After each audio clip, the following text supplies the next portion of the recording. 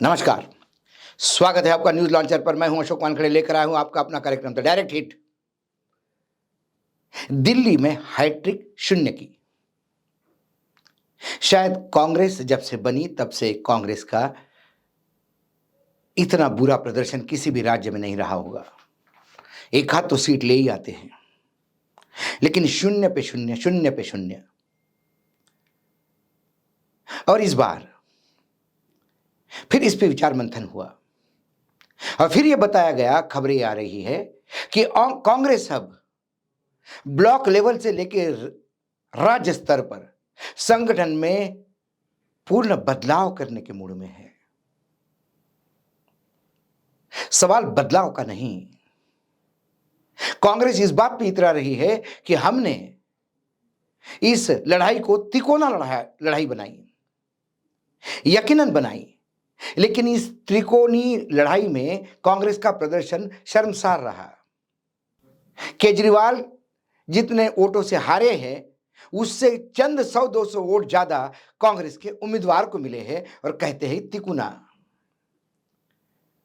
जहां आम आदमी पार्टी मुख्यमंत्री जो थी आतिशी, जो जहां से लड़ी विदुड़ी के खिलाफ, वहां कांग्रेस की राष्ट्रीय महिला अध्यक्ष जमानत नहीं बचा पाई। यह है तिकोना लड़ाई। राहुल गांधी जिस क्षेत्र में गए वहां बुरी तरह से हारे, क्योंकि मुस्लिम मतदाताओं को इस बात की गारंटी थी कि कांग्रेस दिल्ली में सरकार नहीं बना रही है। यदि भाजपा का कोई विरोध कर पाता है और भाजपा को कोई टक्कर दे रहा है तो वो आम आदमी पार्टी, इसलिए कांग्रेस के पीछे वो जो खड़े बाकी जगह पे दिखाई दिए, दिल्ली में वो गायब रहे। कांग्रेस को सबसे पहले जो हुआ उस पर मंथन करना चाहिए। सबसे पहले कांग्रेस को यह देखना चाहिए कि मेरे पेशेंट को प्रॉब्लम क्या है और उस प्रॉब्लम को एलिमिनेट करके फिर से विटामिन की गोली दो। कांग्रेस एक मरीज को सिर्फ विटामिन को गोली देके फिर से खड़ा करने का प्रयास करते हैं। कांग्रेस का प्रॉब्लम क्या है? कांग्रेस का प्रॉब्लम है संगठन, और संगठन में भ्रष्टाचारी बीजेपी के स्लीपर सेल। यह कांग्रेस का सबसे बड़ा प्रॉब्लम है। अब कुछ अंदरूनी बातें मैं आपसे शेयर करूंगा। क्या हुआ कांग्रेस में? 3 उम्मीदवार 70 में से जमानत बचा पाए, अभिषेक दत्त, रोहित चौधरी और देवेंद्र यादव। ये तीनों क्यों जीता पाए? क्योंकि अभिषेक दत्त के पास कर्नाटक का एटीएम था, रोहित चौधरी के पास तेलंगाना का, और देवेंद्र यादव के पास पंजाब का। चुनाव हारने के बाद कई कांग्रेस के लोगों से, पुराने लोगों से जब बात होती है तो पता पड़ा कि टिकटों का तो व्यापार हुआ। कौन था कांग्रेस का जो प्रभारी? काजी निजामुद्दीन और दानिश अबरार। अब काजी निजामुद्दीन को दिल्ली का चार्ज किसने दिया? आदरणीय जनरल सेक्रेटरी ऑर्गेनाइजेशन ने, केसी वेणुगोपाल ने। क्योंकि देवेंद्र यादव को अध्यक्ष उन्होंने ही बनाया, और देवेंद्र यादव जब अध्यक्ष बने तो उन्होंने अपने मित्र को ही इंचार्ज बनाया। मैं आपको याद दिला दूं कि काजी निजामुद्दीन और देवेंद्र यादव ये अविनाश पांडे के साथ राजस्थान में उनके साथ टीम में थे। देवेंद्र यादव को कोई फर्क नहीं पड़ता दिल्ली हारे भी तो, क्योंकि पंजाब के प्रभारी वो बने हुए हैं। अजय माकन ये पहले व्यक्ति थे जो बार बार ये कह रहे थे कि किसी भी हालत में हमें आम आदमी पार्टी के साथ नहीं जाना चाहिए, कांग्रेस अपने बलबूते पर लड़नी चाहिए। तो दिल्ली के बड़े नेता कहां थे? अजय माकन सिर्फ 3 जगह पाए गए, उसमें से 2 रैली तो वो है जिसमें खरगे और प्रियंका जी थी।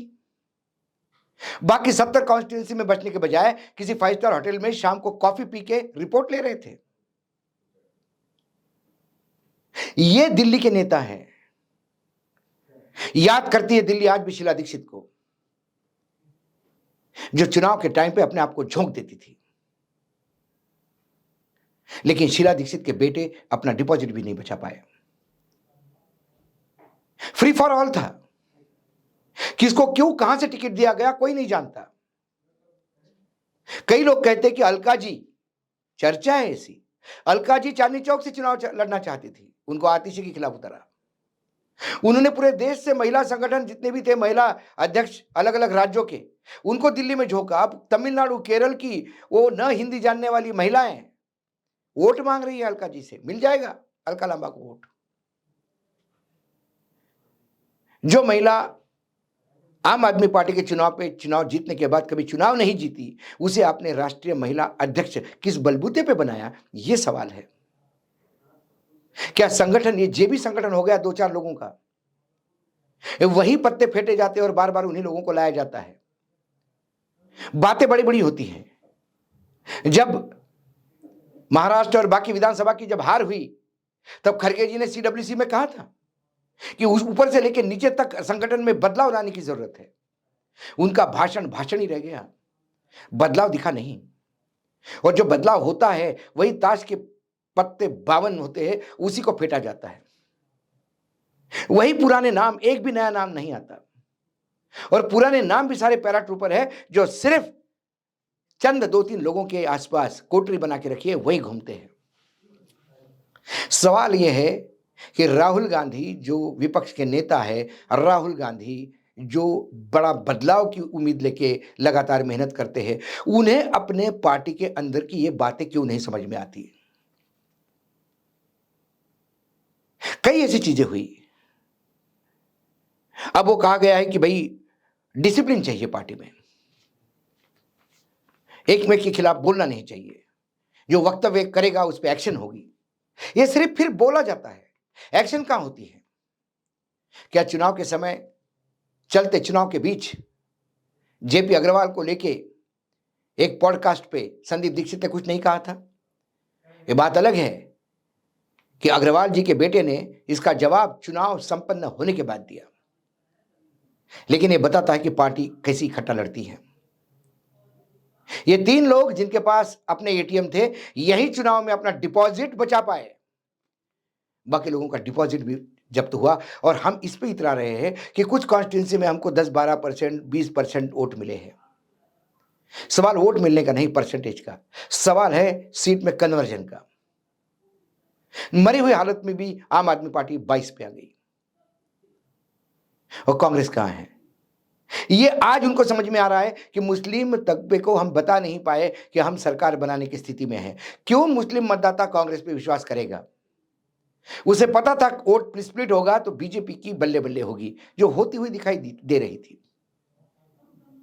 क्योंकि 70 उम्मीदवार भी नहीं थे जो दिल्ली में 5 साल दिल्ली के जनता के लिए लड़े होंगे।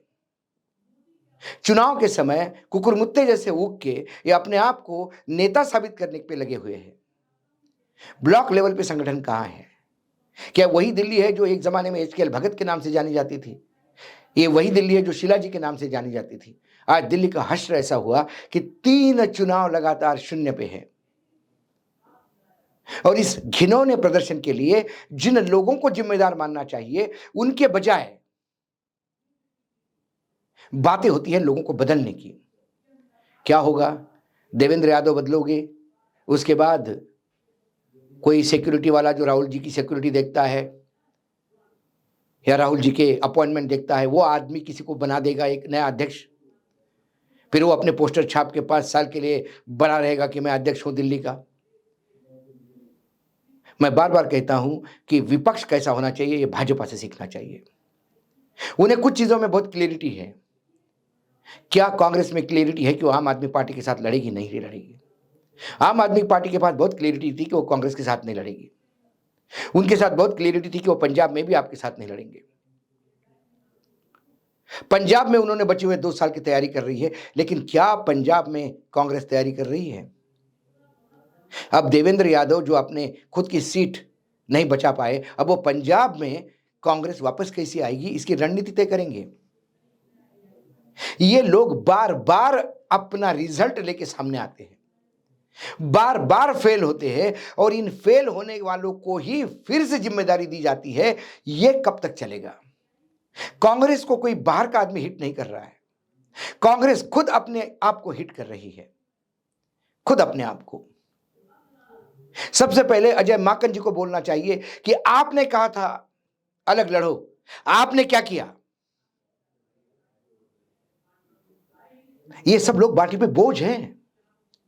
जो पार्टी का ग्राउंड लेवल पर कार्य करता है, जो अपने खुद की रोटी खा के पार्टी के लिए जिंदाबाद मुर्दाबाद के नारे लगाता है, ये वो लोग हैं जो दीवारें पोतते हैं,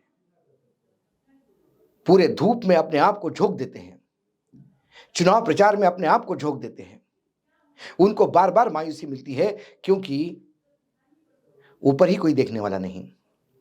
ये चुनाव हो गए, अगले 5 साल तक दिल्ली पे कोई नहीं देखेगा।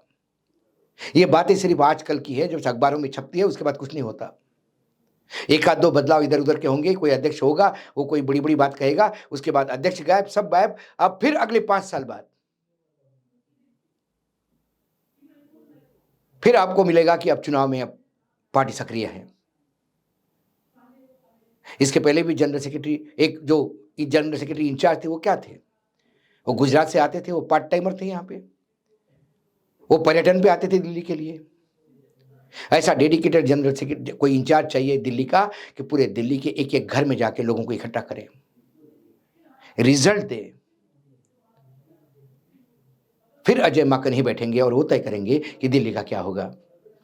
तो दिल्ली को अगले चुनाव में भी 100% जीरो आना है, इसकी तो गारंटी सारे लोग ले सकते हैं, यदि इन्हीं लोगों के हाथ में बागडोर थमी तो।